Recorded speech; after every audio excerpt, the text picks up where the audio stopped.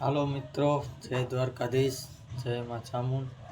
મારી બધા મિત્રોને એક વાત કહેવાની છે, અત્યારના જુવાનિયાઓને કે ભાઈ તમે ગાડી છે ને ધીમે હાંકો।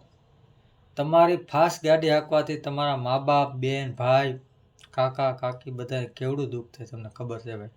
5 મિનિટની ઝડપ હાટું થઈને તમે હું કામ એને આવા કરો છો? ગાડી હાવ નિરાંતે હાંકો મારા ભાઈ, પ્રેમથી આખો। જિંદગી ભગવાન અનમોલ આપી છે, શાંતિથી જીવો, મોજથી જીવો।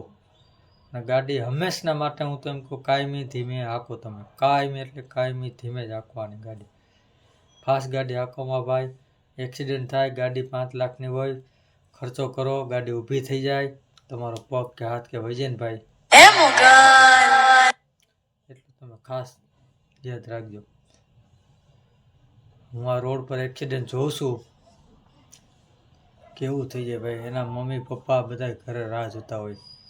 તમને તમારા મા બાપ નાનેથી લઈને મોટો કરીને ગાડી લઈ દે, હાલીને મારો દીકરો ન જાય એટલે લઈ દે। એવું નથી કહેતો મારો દીકરો અહીંથી ગાડી લઈને ઘાય જાય, માં પહોંચી જાય, ભટકાઈ જાય, એવું હોય ભાઈ? ન હોય। તમારા મા બાપ ઉપર વિચારો, બધાનું ધ્યાન રાખો, પરિવાર આખાનું ધ્યાન રાખો। તમે શાંતિથી રહ્યો, એને રહેવા દો, એને ખોટી ઉપાધિ ના કરાવો।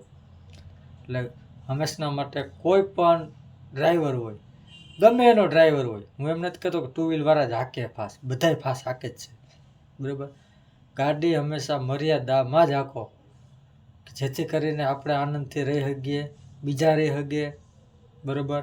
અને શાંતિથી તમારે ક્યાંય પણ માની લો કે રાજકોટ જવું, અમદાવાદ જવું, વડોદરા જવું, સુરત જવું, જ્યાં પણ તમારે જવું હોય ત્યાં 1 કલાકનો વહેલા તમે નીકળી જાઓ એટલે તમે ત્યાં ટાઈમસર પહોંચી જાવ, મારી ગેરંટી છે।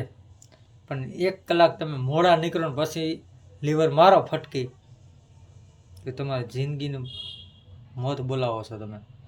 મોત હશે તો એ આવવાની જ છે, એમાં કોઈ શંકાને સ્થાન નથી, પણ હાથે કરીને તમે ગાડી હાંકીને મોતને ના બોલાવો, બસ છે।